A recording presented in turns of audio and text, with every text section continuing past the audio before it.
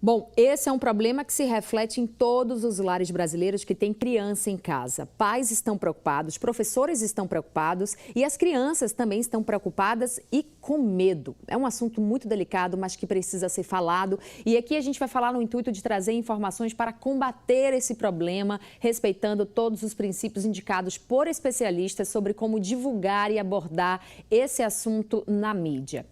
A gente vai conversar agora com o escritor, doutor em educação, pesquisador na área de saúde mental de crianças, adolescentes e jovens, autor do livro A Geração do Quarto, quando crianças e adolescentes nos ensinam a amar. Hugo Monteiro, aqui por videochamada. Hugo, seja muito bem-vindo, boa tarde. Eu já começo te perguntando o que a questão da violência nas escolas tem a ver com o bullying. A gente pode fazer essa relação? Boa tarde.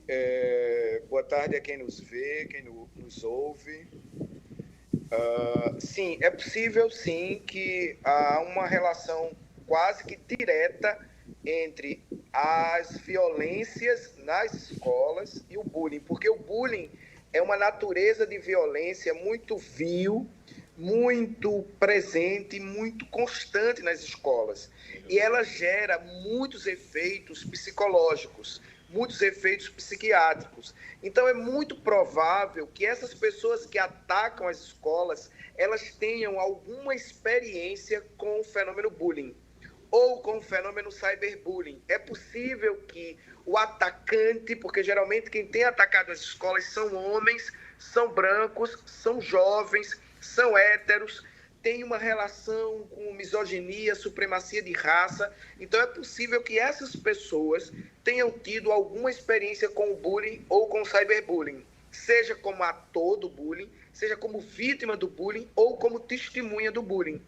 Então nós não podemos descartar a relação entre o bullying, o cyberbullying e esse tipo de mentalidade que é violenta e quer destruir o outro. Não podemos descartar, na minha opinião. Professor, a gente viu agora na reportagem 15 perfis, né, de pessoas que ameaçavam, faziam ameaças a ataques a escolas aqui na Bahia, foram descobertos durante essa semana e o delegado contou que quando abordaram essas pessoas, elas reagem dizendo que era uma brincadeira, que não iam chegar a concretizar aquilo. Tem um perfil aí muito parecido também com essa questão do bullying, da pessoa que ataca e que tenta minimizar esse problema dizendo que é só uma brincadeira, né, que ele não é, na verdade, não é uma violência. Quando é uma violência e um problema sério nas escolas.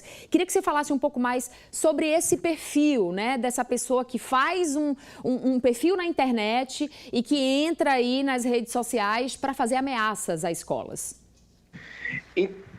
Então, essa pessoa que entra, essa pessoa que ataca, que violenta, certamente ela é uma pessoa que também já foi atacada, também já foi violentada em algum nível. Em algum nível, essa pessoa que violenta, ela também já foi violentada.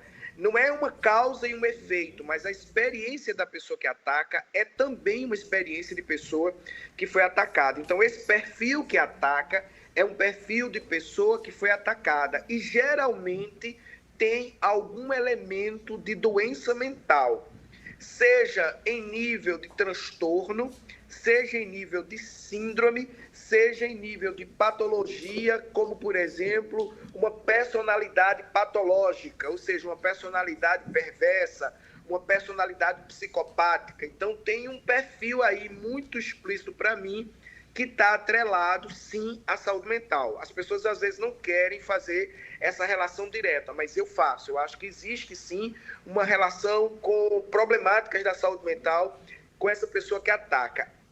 Um outro ponto é, não existe a hipótese de nós considerarmos que qualquer ameaça à escola, qualquer alusão à ameaça à escola, possam ser entendidos como brincadeira.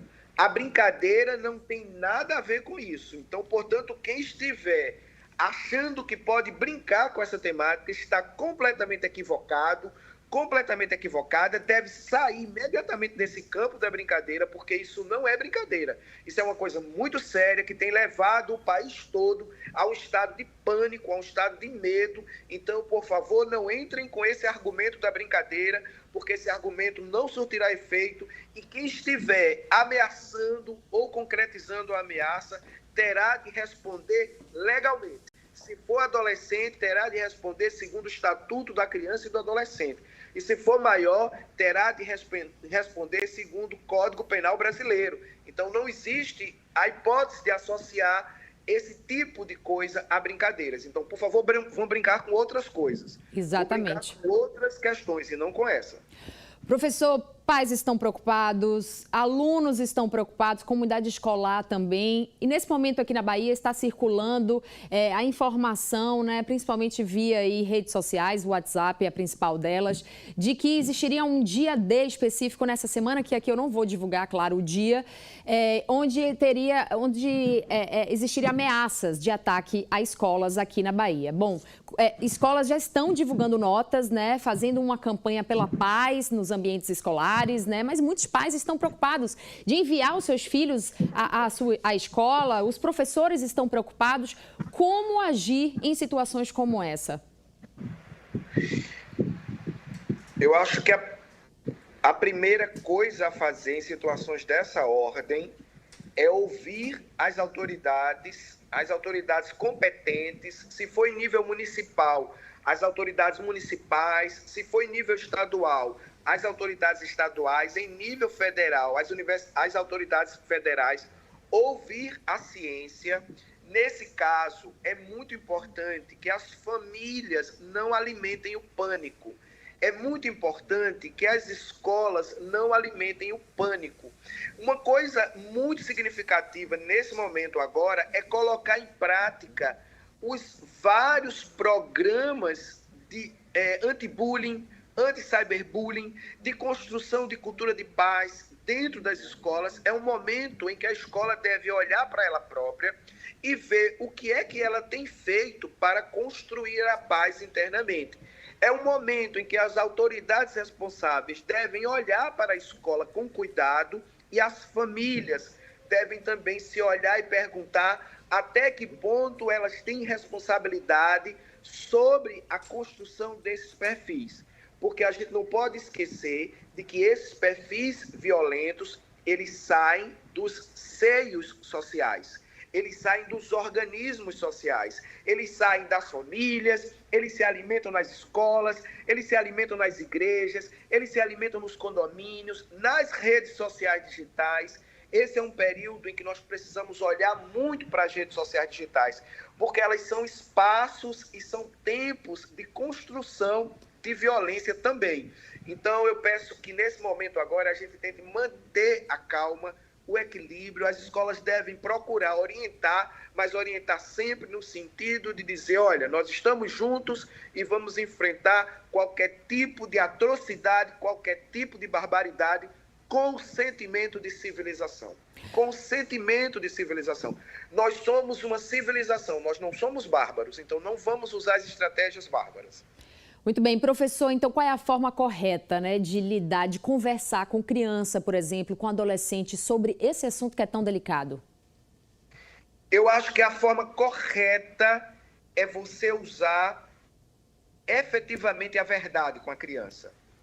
Não tente iludir a criança, não tente mentir para a criança, não tente disfarçar para a criança, não tente escamotear, dissimular. As crianças são inteligentes, perspicazes, muito críticas, elas sabem o que está acontecendo, elas sabem que algo de errado está se passando, então trabalhe com a verdade. Porém, não trabalhe com o pânico.